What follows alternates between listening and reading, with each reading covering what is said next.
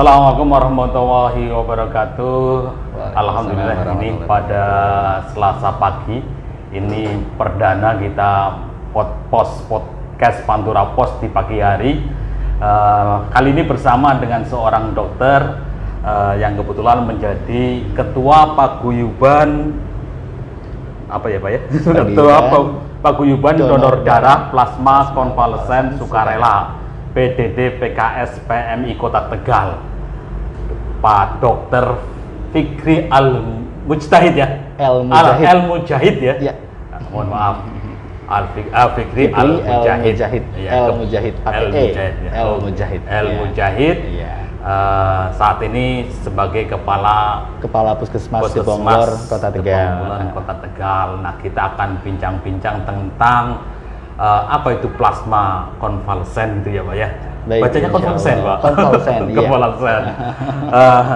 Karena ini terkait dengan COVID-19 ya Pak ya? COVID-19, betul sekali. Bahwa kita pernah baca bahwa plasma konvalesen ini bisa membantu untuk meningkatkan imun, atau mungkin lebih tepatnya gimana Pak? Dokter, silakan Pak Dokter mengawali, mungkin perkenalan dulu Pak. Baik, terima kasih. Assalamualaikum warahmatullahi wabarakatuh. Perkenalkan, saya Dr. Fikri Al-Mujahid. Untuk dinas sehari-hari di Puskesmas di Bonglor Kota Tegal. Dan kebetulan saat ini didorong oleh rekan-rekan untuk menjadi ketua paguyuban dari komunitas para penyintas COVID, ya. Para penyintas COVID-19. Saya kebetulan bulan November, berarti 3 bulan yang lalu ya, 3 bulan yang lalu terkonfirmasi positif COVID-19. Pernah positif ya? Pernah terkonfirmasi positif, kemudian dirawat dan sembuh. Berapa hari Pak dirawat? Saya dirawat sekitar 8 hari. 8 hari ya. Memang bermacam-macam ya. Komunitas ini merupakan komunitas yang mengumpulkan para penyintas, sehingga ada jalan untuk bisa kami menyalurkan salah satu partisipasi kami untuk menolong rekan-rekan yang saat ini masih berjuang menghadapi COVID begitu. Jadi plasma konvalesen sendiri itu seperti kita membantu seperti transfusi sebetulnya, transfusi darah. Tetapi yang dibutuhkan kalau transfusi darah, orang yang butuh darah itu yang dibutuhkan adalah sel-sel darahnya. Dalam plasma konvalesen ini yang dibutuhkan itu adalah kandungan antibodi. Kandungan antibodi yang ada di dalam orang yang baru sembuh dari COVID. Iya. Jadi seperti kalau sekarang sedang berjalan program vaksinasi, itu kan juga sebetulnya dalam rangka meningkatkan imun terhadap COVID. Nah, sebelum vaksin berjalan ramai saat-saat sekarang itu yang satu-satunya memberikan antibodi ya dari transfusi plasma konvalesen itu, dan sampai sekarang pun masih berjalan. Bedanya kalau untuk plasma konvalesen itu lebih ke arah diberikan kepada orang yang memang sedang sakit.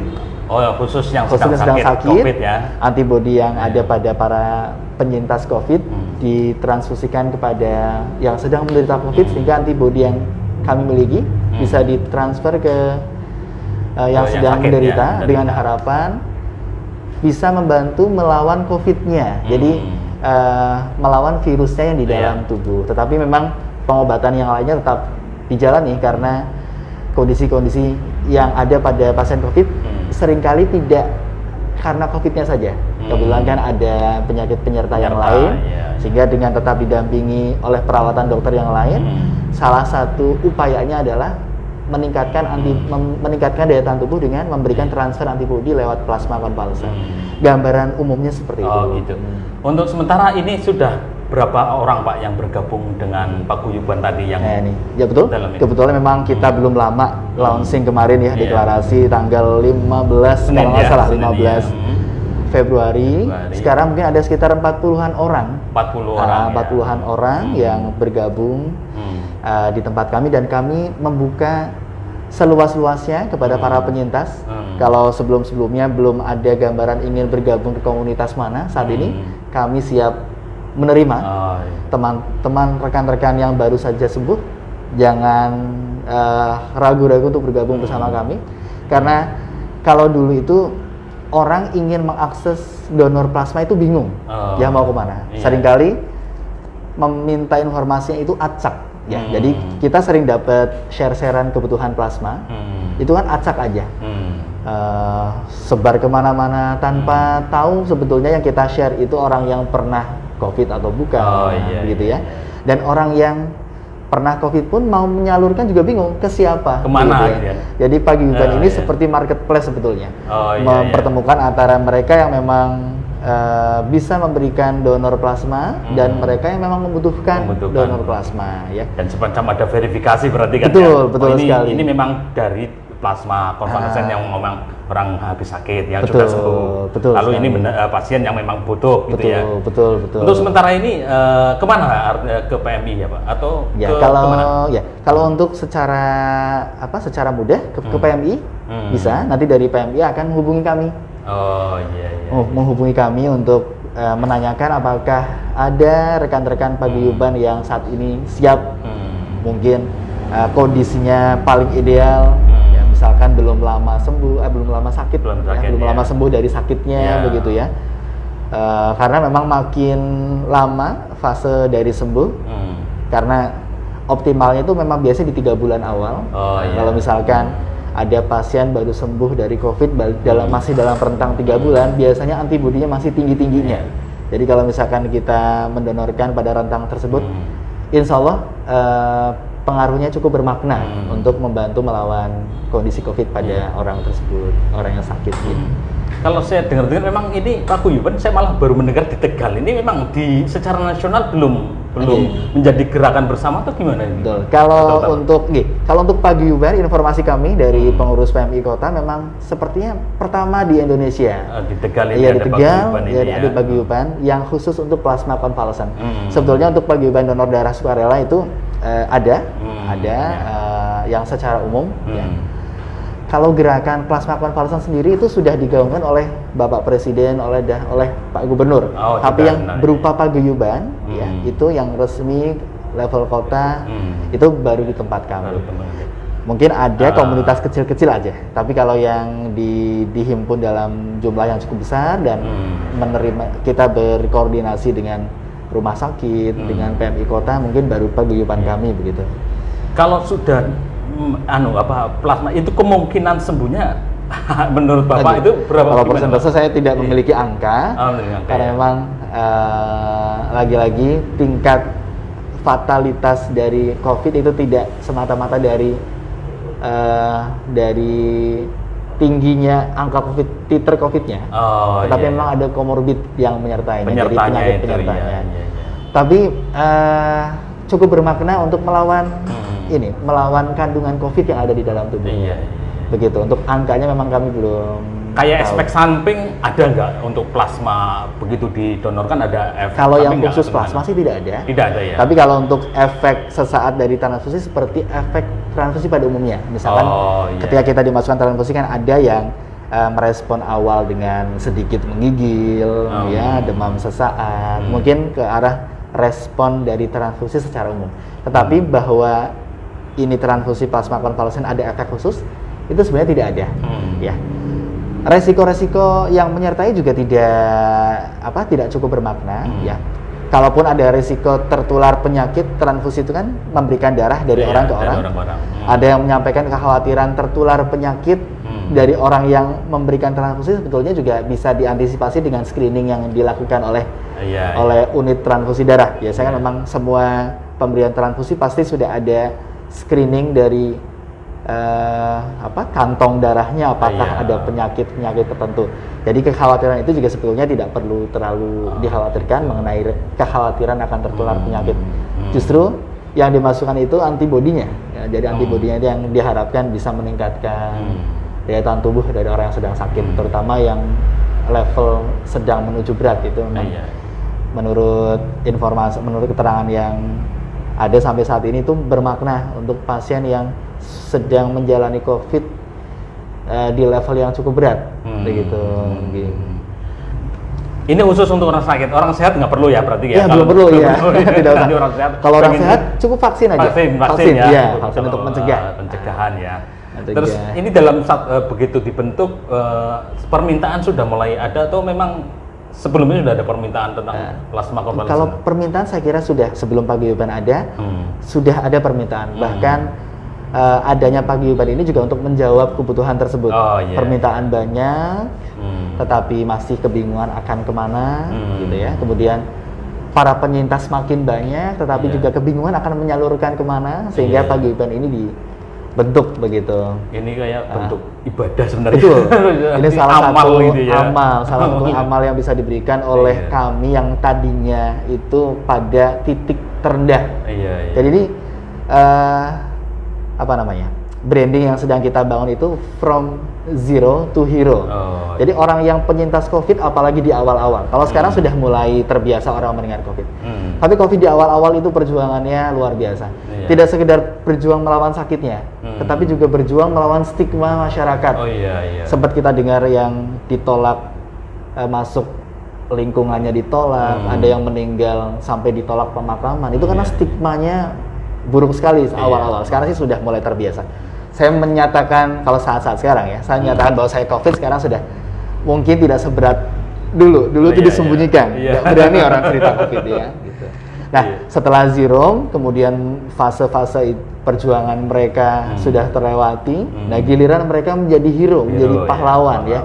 Darah-darah mereka yang tadinya dianggap jijik oleh masyarakat ya, justru saat COVID makin banyak sekarang yang dulu membuli para penderita COVID, gitu ya. Sekarang justru membutuhkan darah para penyintas. Jadi ini juga menjadi pesan untuk masyarakat, sudah tidak perlu memberikan stigma negatif ya. Orang yang dulu masyarakat bully bisa menjadi pahlawan bagi mereka. Bahkan mereka yang tadinya membuli itu bisa menjadi membutuhkan darah-darah mereka. Begitu. Ya. Oke, Pak, ini ada respon dari netizen ya. Kita respon dulu, ada yang komentar. Ke dulu ini karena ini di fanpage Pak live ya. Ini pertanyaan pertama dari Radit. Dari anggota paguyuban plasma konvalesen, apakah semua golongan darah ada? Ini pertanyaan pertama, Pak. Kalau intinya saat ini memang kita masih terbatas orangnya ya. Jadi setiap ada yang membutuhkan, masih nanti akan kita share. Saat ini semua golongan darah ada.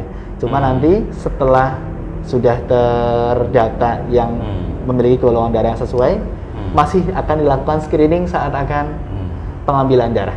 Jadi kalau misalkan screeningnya lolos, maka baru akan diambil darahnya. Jadi memang ini saat ini kita bentuknya paguyuban dari orang per orang. Jadi bukan kita sudah melakukan pengumpulan darah dari kami, sudah mengumpulkan darah dimasukkan ke bank darah. Memang bukan begitu. Gitu ya. Jadi orang-orangnya, datanya mudah diakses sehingga saat membutuhkan orang yang memiliki golongan darah yang sesuai langsung kita kontak, langsung dilakukan screening. Mungkin tidak semuanya lolos karena biasanya ada yang dinilai ideal atau tidak idealnya. Misalkan ternyata saat screening yang golongan darah tersebut sudah tersedia sekian, ada yang sedang sakit misalkan, itu ditunda, masih belum bisa lolos. Atau antibodinya ternyata setelah di screening tidak terlalu tinggi, karena memang orang yang sempat sakit tidak semuanya antibodinya tinggi. Jadi mungkin tidak terlalu dinilai bermakna, juga tidak diteruskan. Tapi kalau orang-orang yang tergabung itu semua golongan darah ada. Nanti tinggal dikontak, ada butuh golongan darah apa, langsung kita share, terus langsung kita lakukan screening. Harapannya bisa tersedia. Nah, ini juga kita mengharapkan makin banyak yang bergabung, maka pilihan orangnya juga jadi makin banyak. Mungkin saat ini masih terbatas, masih di kisaran puluhan orang ya, sehingga mungkin hanya ada berapa yang golongan darah tersebut, ternyata yang lolos hanya dari 5 misalkan, yang lolos hanya 1, hanya 2. Tapi kalau misalkan nanti yang sudah bergabung cukup banyak, sampai misalkan ketika ada yang membutuhkan ada 10 orang, mungkin yang lolos bisa lebih banyak. Begitu ya. Oke, itu yang pertama Pak. Yang kedua ini ada dari Azam, bagaimana mekanisme kalau butuh donor plasma? Ada nomor hotline atau harus datang ke PMI? Iya. Untuk nomor hotline bisa dicatat ya. Oke, ini saya buka sebentar. Ini juga di WA ya, jadi bisa. Ini nomor kontak kami. Bisa dicatat nomor WA kami 08 sebentar.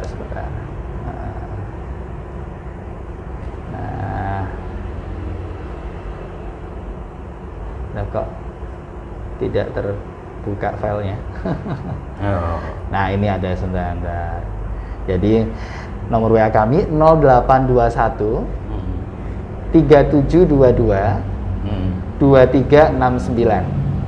Saya ulang sekali lagi, 0821 3722 2369. Jadi kalau misalkan teman-teman ada yang membutuhkan atau berminat untuk bergabung bisa mengontak nomor tadi. Iya. Kalau itu misalkan grup, Pak?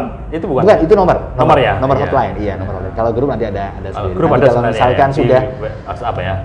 Berminat, itu setelah bergabung nanti kita masukkan ke grup para penyintas. Begitu. Iya. Kalau memang bingung mengontak, ingin mantep, mau langsung datang ke PMI juga difasilitasi. Nanti PMI akan menghubungkan kepada kami untuk mencari yang dibutuhkan, golongan darah tertentu, begitu. Oke. Itu para pemirsa udah dicatat ya. Waktunya singkat, kita cukup 30 menit adalah ini. Ya. Mudah-mudahan informasi ini sangat bermanfaat buat para pemirsa. Tapi yang kita harapkan semua bebas dari COVID-19 ya, Pak. Ya, ini kita tidak berharap menjadi salah satu penyintas. Harapan kami sehat semua ya. Walaupun berbagai macam penanganan sudah tersedia, ada plasma konvalesen, kemudian vaksin sekarang pun sudah mulai berjalan. Ini vaksin sudah masuk di Kota Tegal, itu sudah tahap kedua. Jadi tahap pertama kemarin adalah nakes, ini tahap pertama nakes. Ini tahap kedua itu sudah masuk ke pejabat pelayanan publik. Jadi yang para aparat yang melayani publik sekarang sudah mulai divaksin juga. Walaupun sudah ada itu, tetap jangan lupakan untuk 3M ya, Pak ya? 3M, sekarang malah 5M ya. 5M ya? 5M itu saya malah kadang lupa-lupa. Yang paling kita hafal 3M ya. Memakai masker, mencuci tangan pakai sabun, ya, kemudian menjaga jarak, ada lagi menghindari kerumunan, mengurangi mobilitas. Ini 5M sekarang. 5M, ada namanya keterbatasan mikro juga ya. Yang sekarang PPKM mikro. Mikro ya. Mikro. Oke, pemirsa, cukup sekian. Masih ada pertanyaan? Oh, masih ada pertanyaan. Oke, silakan. Dari Triyono, ceritanya seperti apa darah plasma bisa menyembuhkan COVID? Itu tadi ya. Ya saya ulang sedikit bahwa orang yang pernah terinfeksi COVID itu, maka tubuh itu melakukan perekaman, memiliki memori terhadap penyakit yang masuk tersebut. Kemudian menimbulkan pertahanan tubuh yang kita kenal dengan antibodi. Awalnya dari situ, sehingga darah yang orang yang pernah sakit itu memiliki kandungan antibodi, pertahanan tubuh terhadap terhadap penyakit tersebut, ya.